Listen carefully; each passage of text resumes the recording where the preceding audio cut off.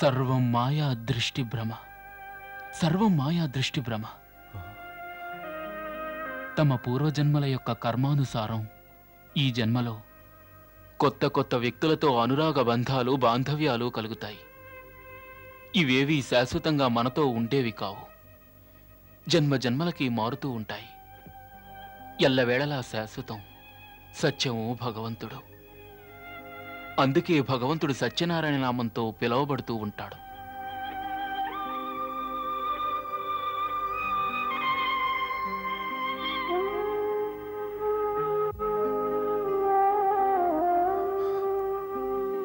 ఇంతటి జ్ఞానం ఎలా వచ్చిందిరా నీకు?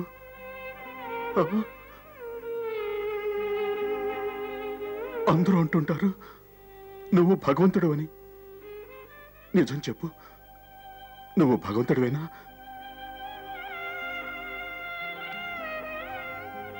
అవును, తమరన్నట్టే నేను భగవంతుణ్ణి కూడా. భగవంతుడు కూడానా? నువ్వు చెప్పేది? మన శాస్త్రానుసారం ఎటువంటి జీవి ఆత్మలోనైనా భగవంతుని ప్రతిరూపం ఉంటుందని. ఆ ప్రకారం నేను భగవంతుణ్ణి, అదే ప్రకారం తమరూ భగవంతుడే. అంటే చైతన్యం ఉన్న ప్రతి ఒక్క ప్రాణిలోనూ భగవంతుడున్నాడు. మరి అది వృక్షం కావచ్చు, నది కావచ్చు, ప్రకృతిలో మనకు కనిపించే ప్రతి జీవి భగవంతుని స్వరూపమే. మరి మరి బండరాయి బండరాయిలా గోచరిస్తోంది, వృక్షం వృక్షంలా గోచరిస్తోంది. భగవంతుడు ఎందుకు గోచరించాడు? ఎందుకంటే తమరు మాయా దృష్టితో వారిని చూడటం మూలంగా. అందువల్ల మనస్సులోని అన్ని వికారాలను దూరం చేసుకొని జ్ఞానం, భక్తి అనే దృక్కులతో చూస్తే అప్పుడు బండరాయిలోనూ భగవంతుడే గోచరిస్తాడు, వృక్షంలోనూ భగవంతుడే గోచరిస్తాడు. మనం అందుకు మొదట కళ్ల ముందు మాయతెరను తొలగించుకోవాలి. అప్పుడే జ్ఞానం సిద్ధిస్తుంది. వేరు వేరు పాత్రలలో రకరకాల రూపాలతో భగవంతుడే ఇటువంటి లీలలు చేస్తున్నాడని తెలుస్తుంది. ఒక రూపంలో తండ్రిగాను, ఒక రూపంలో పుత్రుడుగాను, మరో రూపంలో శత్రువుగాను, మరో రూపంలో మిత్రుడిగాను సర్వం తానే ఉన్నాడు. ఎప్పుడైతే ఈ పరమసత్యం యొక్క అనుభూతి కలుగుతుందో ప్రాణి సుఖదుఖాల హద్దులను దాటి ముందుకు సాగగలుగుతాడు. అప్పుడే బ్రతుకులోని అనురాగ బంధాలు, ఈ సంయోగ వియోగాలు, ఈ మిత్రుత్వాలు, శత్రుత్వాలు సమస్తము ఒక ఆటగా గోచరిస్తాయి. పితృదేవులైన కారణంగా ఇవన్నీ తమరే నాకు బోధించవలసి ఉంది. అప్పుడే తమ పుత్రుడు బంధుత్వాల జంజాటం నుంచి ఆ కఠోర కర్తవ్య మార్గంలో పయనించగలుగుతాడు. పితృదేవులుగా ఇది తమరి కర్తవ్యం. అంతేకాని ఇలా తమరు భావావేశాలకు లోను కాకూడదు. తమరి భావావేశం తమ పుత్రుని మార్గానికి ప్రతిబంధకమై నిలిచి ముందుకు వెళ్ళనివ్వకుండా అతన్ని నిలిపివేస్తుంది. దయచేసి నన్ను అడ్డగించకండి.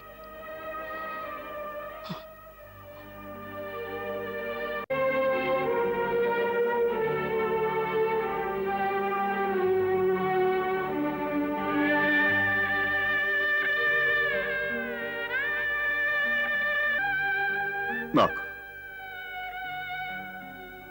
ఏమనిపిస్తోందంటే నువ్వు నువ్వు నాకు పుత్రుడివి కావని, గురువు అని. నేడు నువ్వు నాకు పితృధర్మం యొక్క జ్ఞానాన్ని కలుగు చేశావు. విను, నేడు ఈ తండ్రి మాట ఇస్తున్నాడు. ఇక పైన ఎప్పుడూ రోధించడు, నీ మార్గాన్ని నిరోధించడు.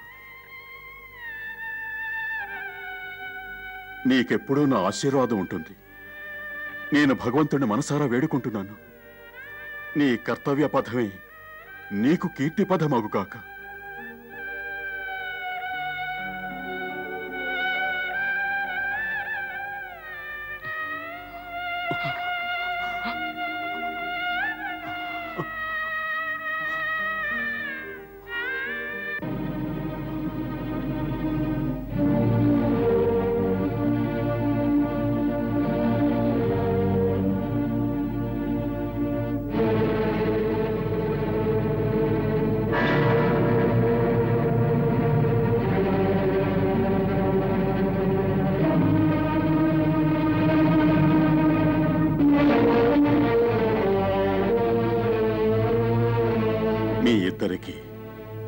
విజయం కలుగుగాక.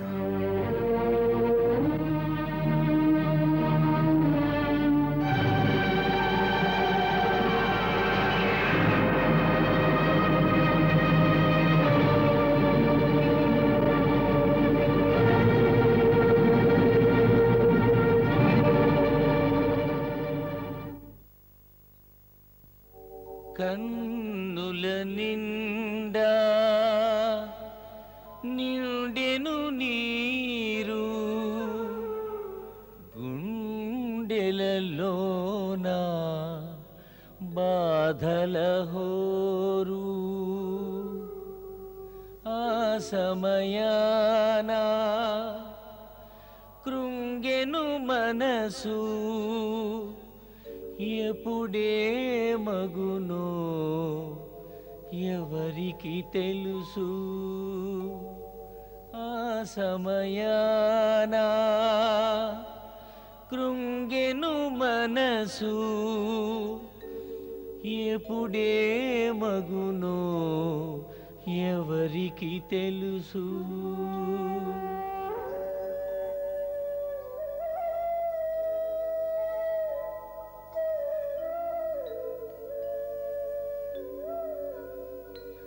తీయని తేనెల కృష్ణుని చిన్నెలు, మరువగలేనివి ఆతని లీలలు. నాన్నా నాన్నా అను ఆ పిలుపు, ఎన్నాళ్ళైనా వీడని తలపు. నాన్నా నాన్నా అను ఆ పిలుపు, ఎన్నాళ్ళైనా వీడని తలపు.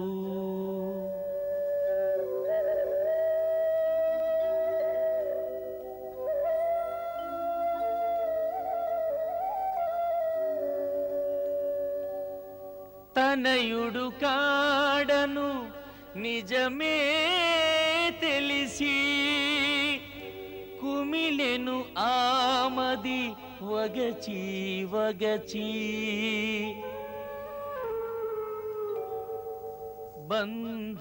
బంధాలన్నీ మాయగ చేసి, వీడెను సుతుడే తన నెడబాసి.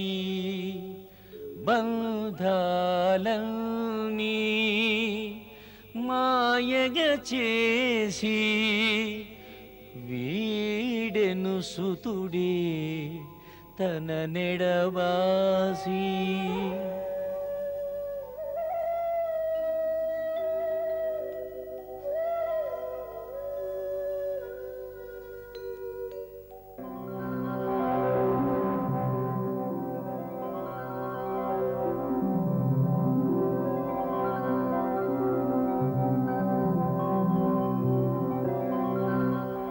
గురుదేవా,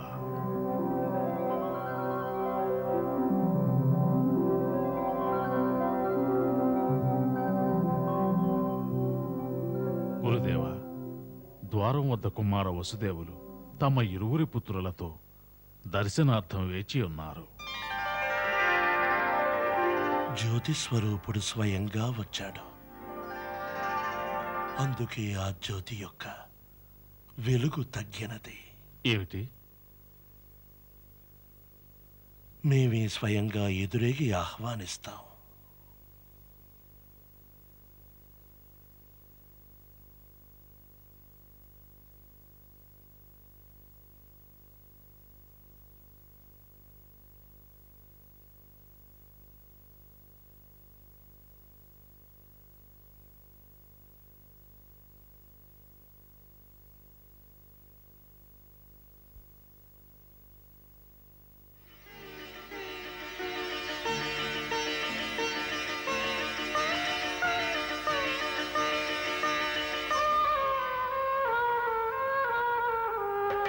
దేవుడు భక్తుని చేరిన తరుణం ఆ దివ్య దర్శనమెంతో మధురం.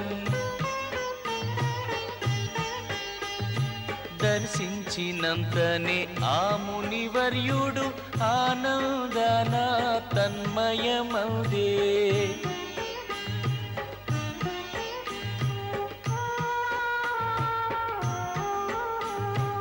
ఇంద్రుడు చంద్రుడు విఘ్నేశ్వరుడు దేవతలంతా కొలిచే ప్రభువే ఆ గురువర్యుని గౌరవించగా స్వయముగా తానే భువికే తెంచే.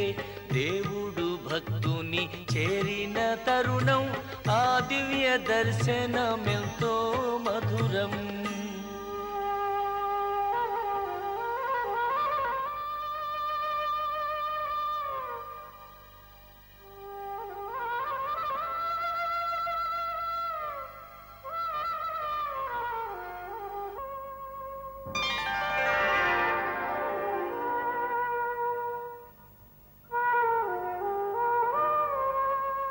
గురుదేవుల శ్రీచరణములకు సూరసేనుని పుత్రుడు కుమార వసుదేవుల యొక్క ప్రణామాలు.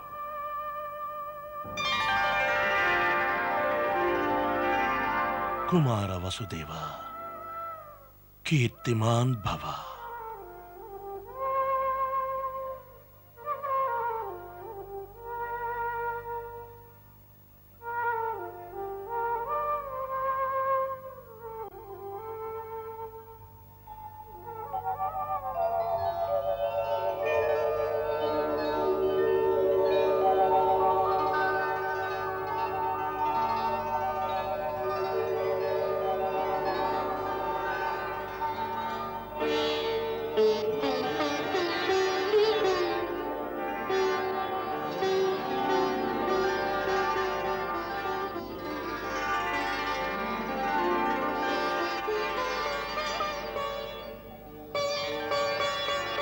ఎవరికైతే తమరు నామకరణం చేశారో అదే వసుదేవ పుత్రులు బలరామకృష్ణులు తమ శ్రీచరణాలకు ప్రణమిల్లుతున్నారు. పాపాలన్నీ తొలగించు శక్తి అందరూ కొలిచే పావనమూర్తి.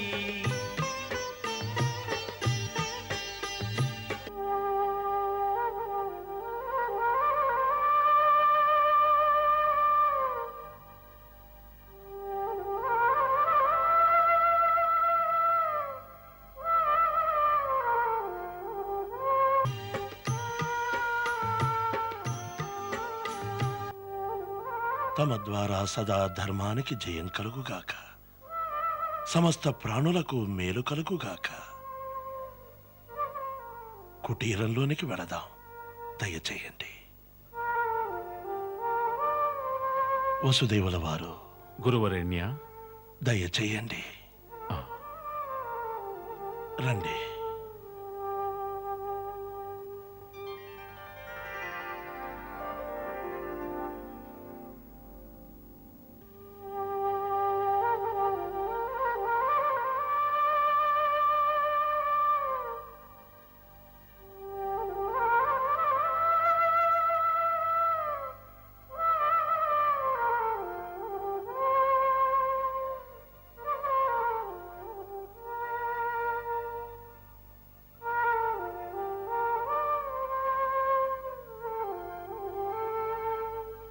సుఖాసీనుడు కండి వసుదేవుల వారు.